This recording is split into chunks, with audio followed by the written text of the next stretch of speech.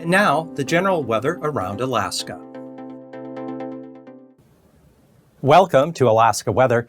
I'm meteorologist Peter Chan, coming to you from the National Weather Service on this Saturday, November 4th, 2023. And if you'd like additional weather information on top of what you find in this YouTube video, you can go to weather.gov.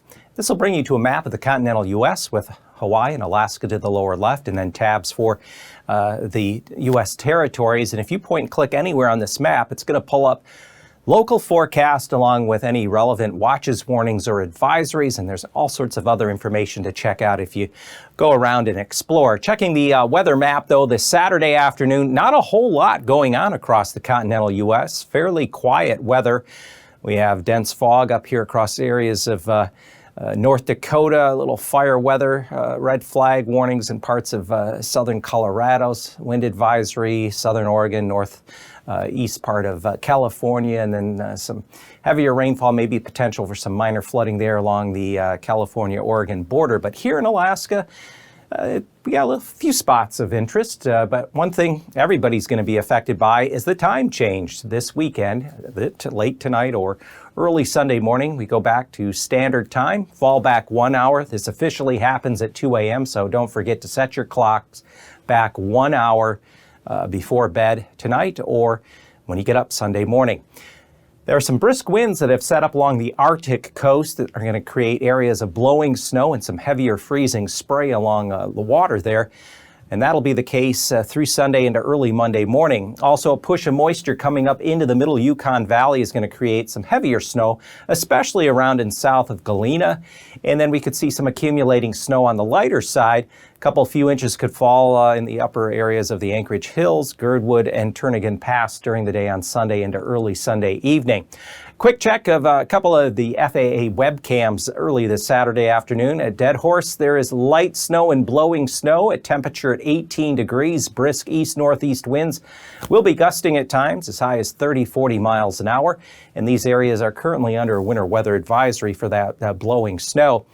In Ruby, there is some light snow and fog, and this area is under a winter storm warning for 4 to 8 inches of snow. It also includes Galena down toward Caltag, but the best chance of the heavier snowfall will be around and south of Galena tonight through early afternoon on Sunday.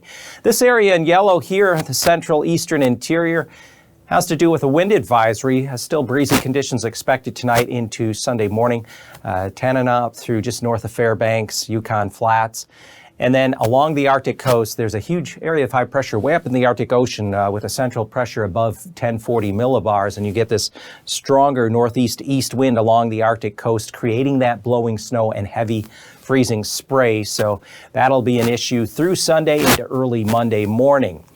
And again, it's time to fall back 1 hour. We turn the clocks back, or your cell phones and everything else automatically kick back at 2 a.m. on this early Sunday morning. It's also a good time to check batteries in your smoke detectors, carbon monoxide detectors, say if you have a NOAA weather radio, anything that requires a periodic check to upgrade your batteries and make sure they're working properly. Well, I was going to mention this because I talked about it the other day. We have the last quarter moon is going to occur actually this Saturday night, right around or just before midnight. And we're also expecting the arrival of a few solar disturbances, one of these being a full halo CME, that could trigger a G2 geomagnetic storm later tonight, early Sunday morning, which could enhance the possibility of auroras. The only downside of this is that much of the state is going to see cloudy skies. As of early this Saturday afternoon, we've seen some enhancement around Iceland entering into Greenland when as the Earth rotates beneath that portion of the aurora oval. It's a question of whether that disturbance arrives and enhances things, but we have seen at least an upward tick in the planetary K-index. That's a measure of the disturbance of the Earth's magnetic field, averaged across some different observing sites in the world. So we are seeing the geomagnetic field activity increasing, so possibly in areas that have mostly clear to partly cloudy skies, you might be able to see something later tonight or early Sunday morning. On the weather map, though, we have a few things going on. We have a low that's just located west of Haida Gwaii that's going to ride itself along the outer coast of the Panhandle on Sunday. There's a weak low sitting here just off the Kenai coast. We have another low behind me here back into the western Bering. And then we have that big area of high pressure way up in the Arctic Ocean. And it's the pressure difference between general low pressure in the Gulf and North Pacific and the higher pressure up here in the Arctic that's creating a stronger pressure gradient here across the mainland and areas along the Arctic coast. That's where some of the stronger winds are going to set up. You can see the isobars, the pressure lines, how they're mashed together. We get cross isobaric flow like that because of friction when we talk about the surface pressure.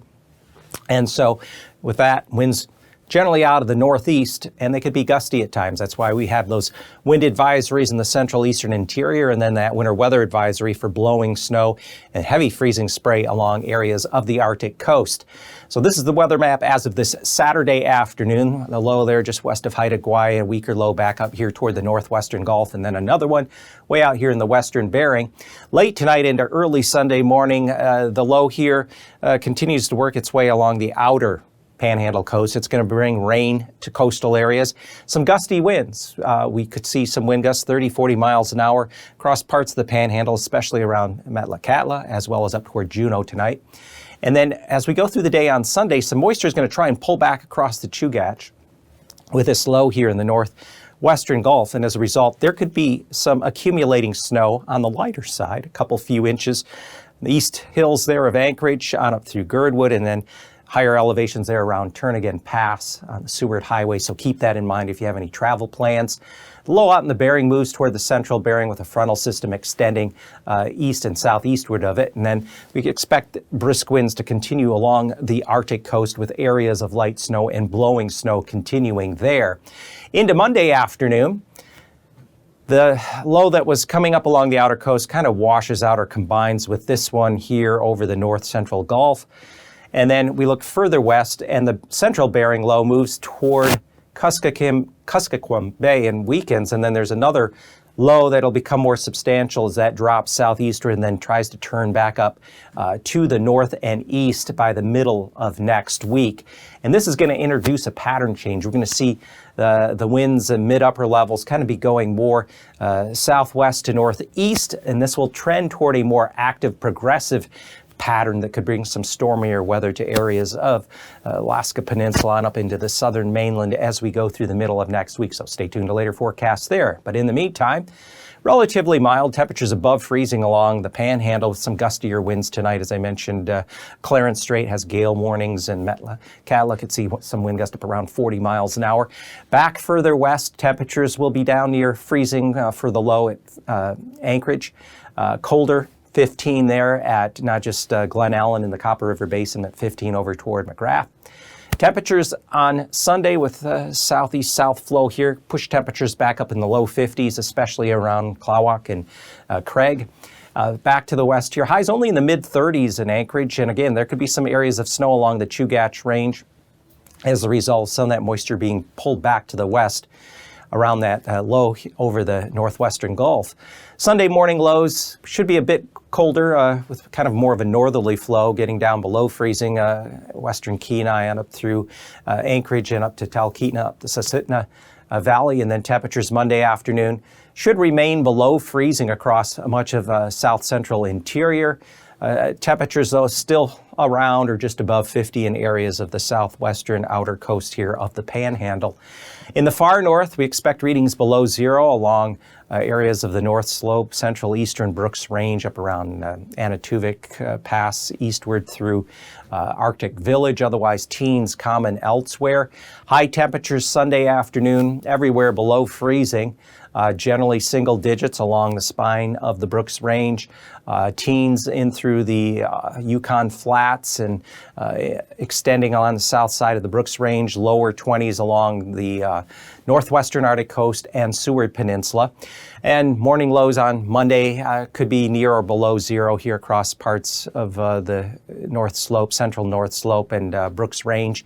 Otherwise, single digits and teens common in the north, and Monday afternoon highs across much of the interior, highs confined to the teens with some lower to maybe mid-20s in some areas along the immediate coast from areas of the Arctic coast, Utqiagvik down through Wales and on over toward Nome. Southwest interior, rather chilly, lows getting down into the teens tonight, above freezing as you extend out the Alaska Peninsula and up around 40, Dutch Harbor 40s back toward the central Aleutians around Adak. Afternoon highs could be up around 50 degrees at Adak on up through Unalaska, with cooler temperatures as you get up here, especially moving up past False Pass and Chiknik, cooler readings as you get up into the interior, highs only in the 20s. And then on Monday morning, we expect even some lows on the west side of the Alaska Range in the single digits. If there's any type of clearing, it'd be a bit colder than that. Lows near 40 eastern Aleutians. And then Monday afternoon, we expect temperatures to stay in the 20s across much of the southwest interior, including Bethel on up toward Anvik and all the way up to areas onto the west side of the Alaska Range, maybe up to about 35 at King Salmon, and then in the 40s as we get down along the Alaska Peninsula and up through the Aleutians. Quick check of the temperature outlook, 6 to 10 day outlook, November 10th through the 14th, leading us up to mid-month. Temperatures are expected to average above normal, especially along areas of the North Slope, spine of the Brooks Range and Arctic coast, and above normal temperatures over the eastern, northeastern portion of the mainland down into the Panhandle, with near normal temperatures across the southwest and Alaska Peninsula into the Aleutians.